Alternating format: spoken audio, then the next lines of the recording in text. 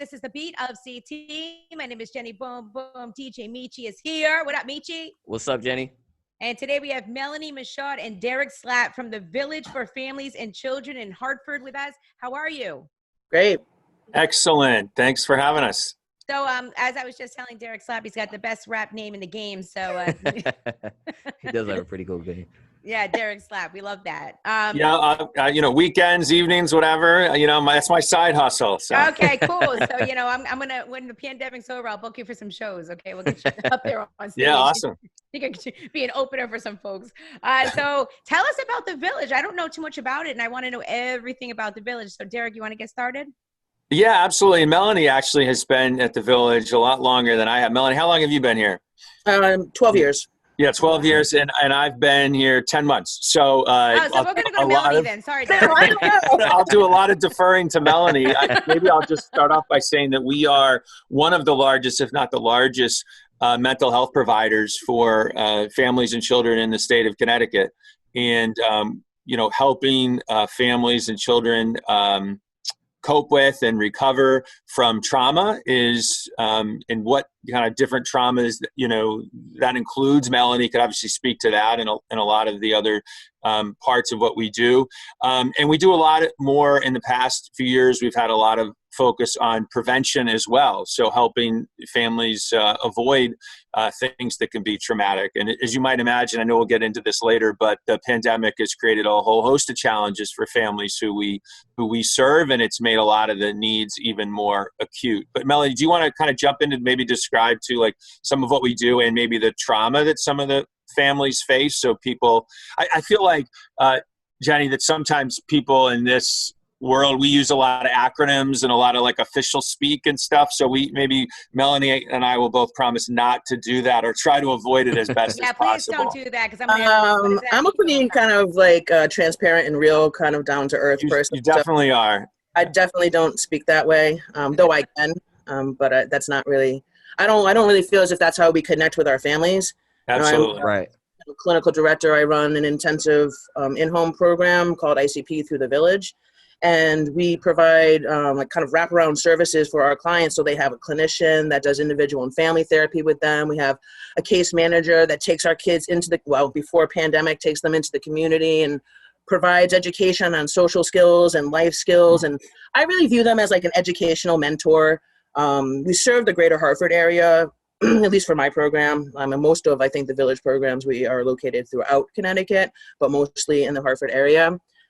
We do a lot of teaching for families, which I think, for me is the biggest piece is being able to, I've worked in programs over the years where families aren't involved.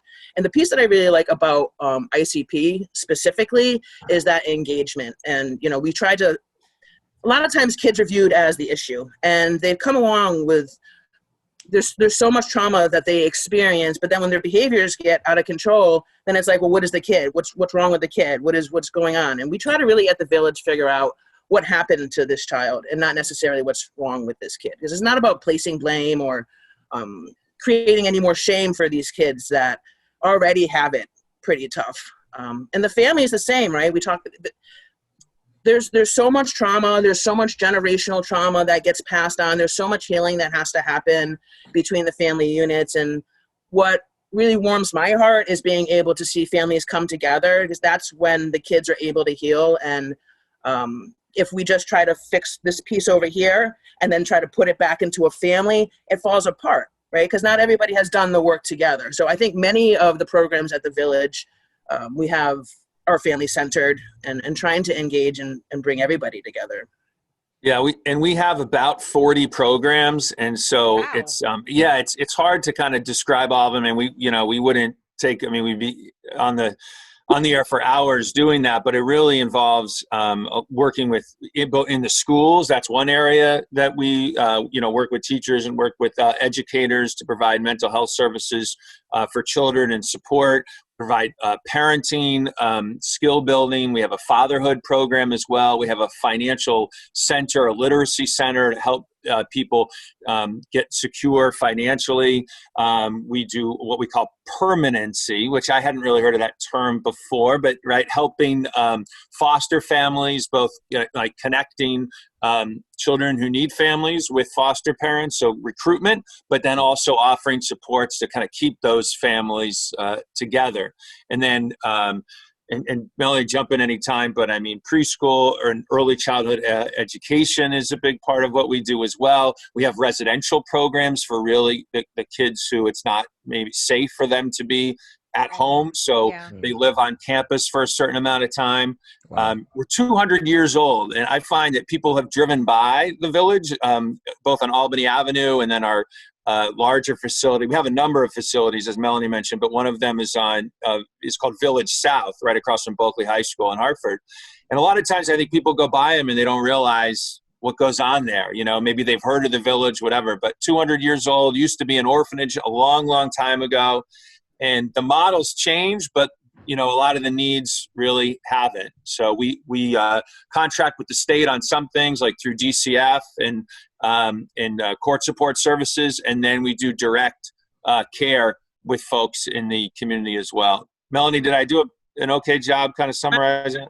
I'm loving it. We're gonna call you DJ Slap. Good job. Good job, Derek Slap. Anything, okay. Yeah, that's good. So let's get back to the schools. When do you guys decide to kind of intervene when the schools are noticing that, you know, something might not be exactly how it needs to be with the child? Yeah, I mean, sometimes, unfortunately, kids kind of get lost in our system for, I think, too long. You know, we get involved a lot of times, unfortunately, is like when DCF gets involved, that, you know, but I think the village has done a great job of trying to do prevention. And so, you know, that's why we're in the school. So we have program in the school to be able to assess and identify and then provide education to the staff that are working with the kids, and then, you know, provide support to the kids to try to keep them in school, because truancy is huge for the populations that we work with. And, you know, they could get lost for a long period of time and get set back, you know, in terms of compared to like other kids that are just able to go to school. So there's a very large deficit there in terms of education and keeping kids in school. Yeah, there's one program too that's relatively new called Words Count, which is something that Melanie, obviously, you know, jump in and describe it. I just love it. I'm fascinated by it. It's so innovative, and it's really, you know, there's been a lot of studies that show that children in some disadvantaged families grow up, and by the time, you know, they reach, you know, let's say 18, they've heard just thousands and thousands of fewer words, right, than children in, let's say, more affluent families. So the goal is to help parents kind of realize that. And this was a pilot program, and that then was funding, I think it was Lego that helped us with funding for this for, I believe it was 3 years. But there's actually something that parents can wear, and it monitors the words that are spoken between between the child and the parent. And it really helps the children just blossom and develops their vocabulary. So it's an innovative program. I think Providence was one of the first ones to kick it off, and we've been working in Hartford to get that and to kind of scale it, right? So it's not just one or two schools, but eventually all of Hartford. Correct me if I'm wrong, I think Bloomberg actually has also come in with funding for that, the Bloomberg Foundation. I'm not necessarily sure. I love the program because it goes to show, like, you sometimes you don't know what you don't know. And I think that's what we run into with families sometimes, because families are like, but I'm providing love and I'm providing everything to my children. You know, they're providing what they were taught. So they don't always recognize, because we have a lot of families that struggle with basic needs. And so we get stuck at that place. We're not talking about this hierarchy of like self-actualization. We're talking about, we're trying to provide food and we're trying to provide care before we can even kind of move on. So those programs are amazing, where parents are able to be like, oh my God, I didn't realize that maybe I wasn't able to filter so much into my children. Right. It's a great program. Yeah, wow, that's amazing. That is interesting, because whenever you talk about any sort of community program, you do talk about the basic needs of a person, meaning heat, food, making sure they are getting to school, you know, those things. But when you're talking about just even the communication or, you know, care mentally in a house, I mean, I don't think that most people dive into that. Yeah. Right.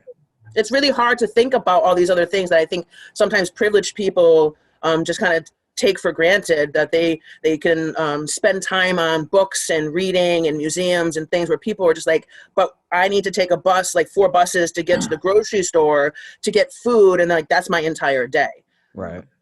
Right. And we talk about trauma at the beginning. I know before I started my time at the Village, I probably thought of trauma in a different way. I thought maybe, and this is how a lot of people would think about it in terms of, physical abuse, sexual abuse, that kind of thing.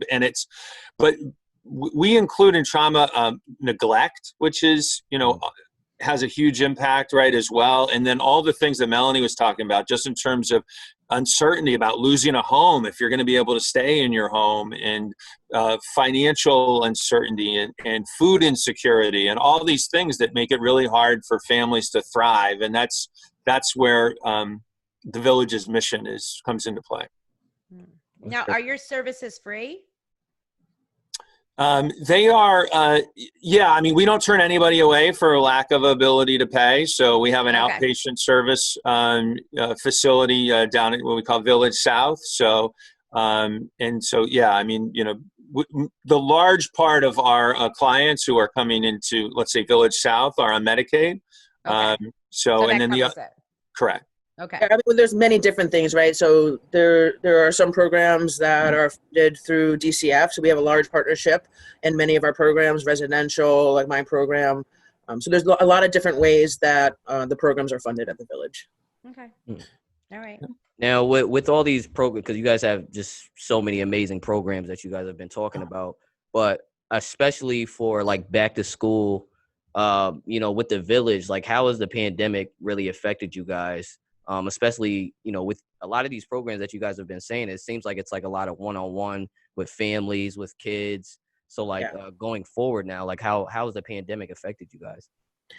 For many of the families that are reporting, it's difficult to not feel as engaged, right? Like we could do this all day, but there's something different to be in person with somebody that we work with, some of the families that we work with. Part of our role is to like hold space for them. And I believe in a lot of energy and being able to kind of take other people's stuff for them. I always think that I carry a backpack around, and then the clients can put all of their stuff in there, all of their junk, the things that they're struggling with, and I can hold that for them. So there's just some times where they can just feel a little bit of relief to kind of just do this process. But they're disconnected. The kids are struggling to not have that connection with their peers. I mean, think about all the fun stuff that happens at school besides the learning. There's just, they're missing out on those interactions. They feel isolated. Right. There's no place to go for them. And many of our families feel stuck. They're just like all stuck in a house together. Like all of us, right? I mean, people are kind of over this process. They just want a little bit more freedom. And then what else happens? When we're in a pandemic, and I can speak for myself and many people, your depression goes up, your anxiety goes up, there's uncertainty. And we look at the climate of our world right now with everything that's happening, that has also increased a lot of anxiety for many of the people that we work with. So it's been really hard. Plus, right, telehealth is difficult. You're freezing, you're staring at pixelated pictures all day. Yeah. Psychologically, that is just not good for your brain. So it's hard. Yeah. Yeah, I mean, we did launch our telehealth program, and it's something we had been talking about, but launched it within a span of about 4 or 5 days in the spring, and got it up and running pretty quickly. And generally, I think it has been a success. We find that actually there are fewer cancellations, interestingly, when it's telehealth. Yeah, and I know you don't have to try to get there. Yes. Exactly. And there's been some cases where we've had one client that talked about a family member who had anger management issues and punched a hole in the wall, and that client was actually able to point the camera essentially right from the computer directly at the wall, right there. Yeah. Yeah. And that's something that Melanie was talking about, just in terms of the stress that families are under. And we know that disproportionately the pandemic has affected communities of color. And there's been a lot of impacts that the Village is seeing with the clients that we serve, who are majority of color, live in Greater Hartford, and have a lot of stresses under normal circumstances. Right. And then you add in the pandemic.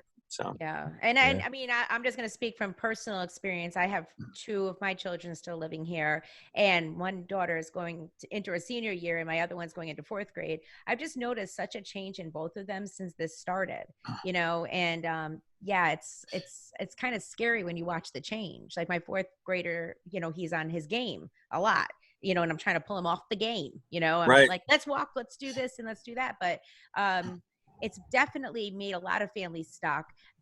At least we have, a yard the kids can be out in, but I can't even imagine being in an apartment and then not really having that space to even get outside the way, the kids need. That was huge. Yeah. Like, especially in the beginning of the pandemic where everybody was like really in, yeah. your walls become much smaller. Yeah. Right. Yeah. And for a lot of the kids that are going to stay home this year, including my kids, I think it's just heartbreaking for the families also, because the kids do need that socialization. They do need to be around other children. They do need to be experiencing these things up close and personal. Unfortunately, that just can't happen for some of us at this time. It's hard for the teenagers that really need to be individuating from their families. It's like that time for peers and like learning who you are and things that should be happening. Proms and stuff have been taken away from them, and it's heartbreaking to watch. I do feel hopeful though. Our programs have been able to support the community, have been able to support our families, and it's given us an opportunity to be able to provide more support because we are doing it this style. So at least for my program, we don't have to travel to the homes right now. And typically, like, I run an in-home program. So now we have actually more time to be able to do kind of face-to-face stuff with our clients and able to help them. Like, we have a food pantry at the village. So I know that we've been utilizing that a lot for many of our clients that are struggling. Because financially, this has been hard on many people. Yeah. But specifically, the communities that already struggle, it's been a very large hit. Yeah. Yeah. And also for middle class families as well. Yeah. I mean, they're losing their jobs. Folks are relying on going to a food pantry for the first time ever. So, it has affected a lot of families across the board. So talk to me. You mentioned a program for young men. What is that program all about? I think that's the fatherhood program. Melanie, do you want to? I don't really, unfortunately, I don't know too much about that program. No. So one of the programs we author is a fatherhood program. So it's really helping, dads become fathers in a way, right? I mean, and some of them don't have the skills, or they just didn't have that model that, growing up with a real hands-on dad. So it involves coaching and life building skills and helping to connect. And a lot of times the fathers are through the, whether it be through the court system or connected with DCS with the referrals. And the success stories are really amazing because, I mean, the stats are just overwhelming, just very powerful when you see the impact where you unite a father with son or daughter, and going forward, that bond and all the like educational, employment outcomes, health outcomes, like they're all better for both individuals. So that's one of the programs that we offer that's been really successful, and it's like that's permanent transformation. Program. That sounds beautiful, that program, because you don't normally hear a lot of stuff about mothers. Yeah. And going in to get some sort of care or mental health, wellness type thing, or, training on how to breastfeed or take care of your children. But you don't hear anything about fathers getting that type of, coaching. I think that sounds so great. Right. I think in the past, a lot of times the fathers are engaged for child support and for financial support, and that's it. And so we, kind of approach them on a different level. Obviously, like the financial support is very important, but also to establish that emotional bond with their child. And like I said, the outcomes are just unbelievable. And I think that it's a great point too that you brought up, that a lot of, men do not have a proper father figure, in order to be successful with their own children. So that just sounds great. Yeah. Yeah. There's, I would be remiss if I didn't kind of give a shout out to some of our funders and corporate partners who, so I'm in the role of advancement at the village. And the Hartford Travelers, the Hartford Foundation for Public Giving, just to name a few of organizations that have really stepped up because, our costs have increased. revenue has gone down. And so we've had a lot of really generous donors and corporate partners who have helped fill in the gap. So hopefully that can continue. And I know a lot of nonprofits, not just the Village, find themselves in a tough situation right now. Right. Are you looking for donations from just folks in the community as well? Yeah, absolutely. I mean, always. Yeah. Always. And Melanie said, no, seriously. We really No, are. like for real, like backpacks. And I mean, it's crazy the things that, we have a backpack program that we use every year, and it's been really helpful for the kids that don't have the school supplies that they need to go back to school, clothing. There's just a lot of stuff that our families need, technology that they struggle to be able to afford to get in this day and age, to be able to have their kids connected so that they can gain their education the way that they should be able to.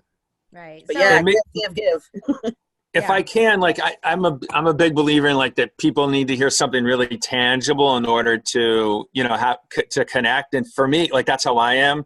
So when I started at the Village and I went around to the different programs and I interviewed everybody, like you would normally do at a new job, and you say, okay, well, help me understand. And part of my role is, in fundraising, I want to understand like what the needs are. So we're not just saying, hey, help support the Village, right? Because really, like, what does that mean? And I remember talking to the woman who ran the foster care program, and she was talking about how, we do get like some funding to help do that, right? But she's like, here's where the gap is.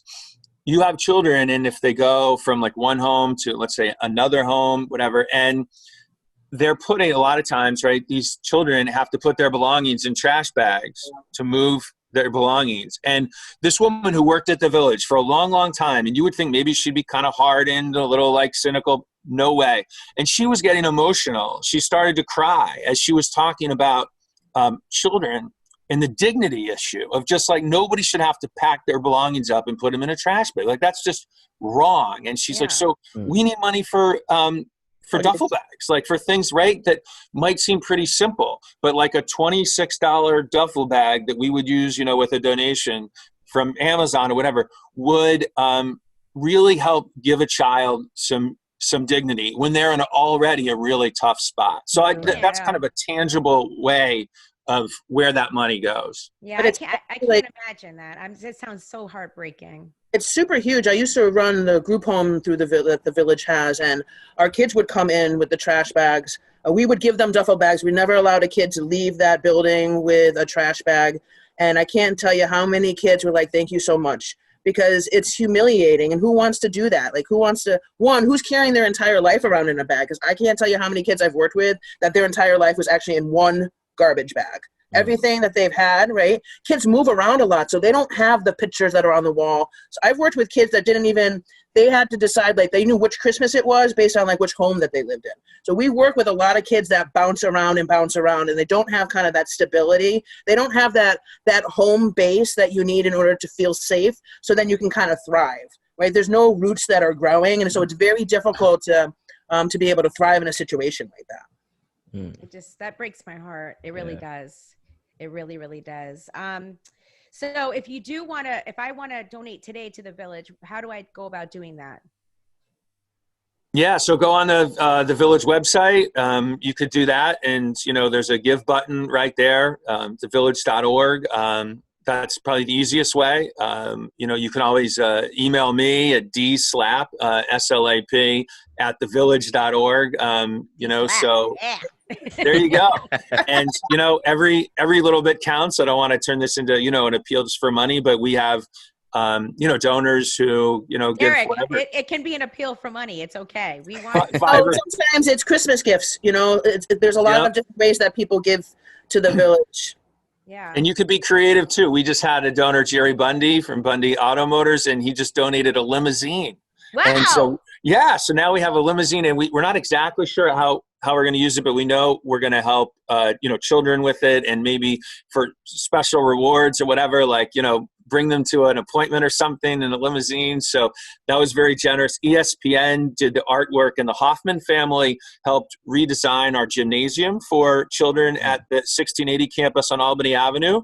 Because physical activity obviously is so important, and the gym had, gotten kind of old. So the Hoffman family and ESPN teamed up with us, and now we have a brand new gym for them. So it really is inspiring to see the generosity of folks come forward and help these children. That sounds so great. So there's a Facebook Live show. Tell me about this, 'cause I have to tune in. Oh yeah, so we have regular Facebook Live shows, and we can get you the programming and all the latest Well, updates. I have here for Thursday, September 17th, they're going to be talking about domestic violence awareness with Mary Jane Foster of Interval House, and that it's called Lunch Break with the Village. That's right. So, and we've gotten, thousands and thousands of people who are listening and participating in that. We've done a number of these lunch breaks on racial justice and equity. So that's been a theme. And you mentioned domestic violence, and Mary Jane Foster with the Interval House, a new partnership that we have. One of the very kind of tragic impacts of the pandemic has been an increase in domestic violence. So we're working with families and predominantly women, but not exclusively, to make sure that them and their children get the help that they need.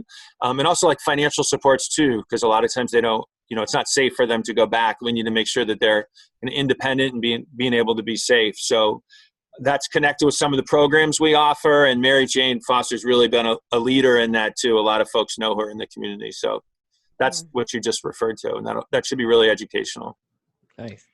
So with there being so many programs, I mean, what are, Melanie, in your opinion, you worked there for so long, when do we call the village? When should we, call as a family the village? I would prefer if people called prior to a child disrupting from the home, when families start to see behaviors, when children are struggling in school to pay attention, when, kids begin to demonstrate possible violent behaviors or struggles with suicide, depression, anxiety, like early on. Because unfortunately, that's not always the case. I think a lot of our system is set up to come in and fight fires versus kind of have this more proactive nature. But there's a lot of stigma around mental health. And so I think that's a big piece of it. I like to be able to educate people on the importance of reaching out for help, and before it gets too bad and a kid ends up in a group home or a foster home, like keeping families together is, I think, the most important piece. But we have to be able to help people realize that it's not just it is a stigma, but if we're not able to move past that, then a child is at risk for increased mental health issues. That's going to have a direct impact on all aspects of their life. So really early on.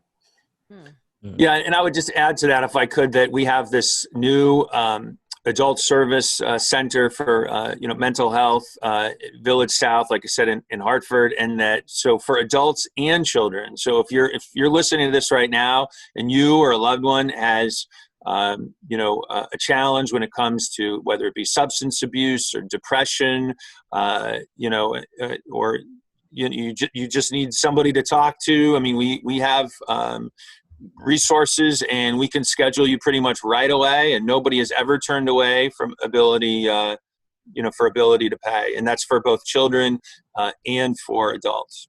Yeah. I just, and you talked about the stigma surrounding this, and yes, there still is a lot of stigma. At the same time, though, I think I love the fact that we're all communicating so much more about these things, and things are, especially, my daughter's generations in their 20s, my older daughters, they talk so openly about all of this. And I just love the fact that, people feel more comfortable doing that now, because when I was growing up, no one really talked about anything, when it came to right. So and I love the fact that you guys are just spreading the word and doing such great work in the community. It saves lives, like if we can save one life, if I can save one life in my career, I feel like I did a good job, right? And it's really about saving people's lives and providing an environment where they can not just grow, but be successful and thrive, in this world and help others. Right. Yeah, Jenny, your point about there's this stigma, and it was mental health is almost like detached from the other like healthcare, physical health, right, of your body. And one of the things the village is committed to doing is to kind of breaking down that wall. So we're working with partners and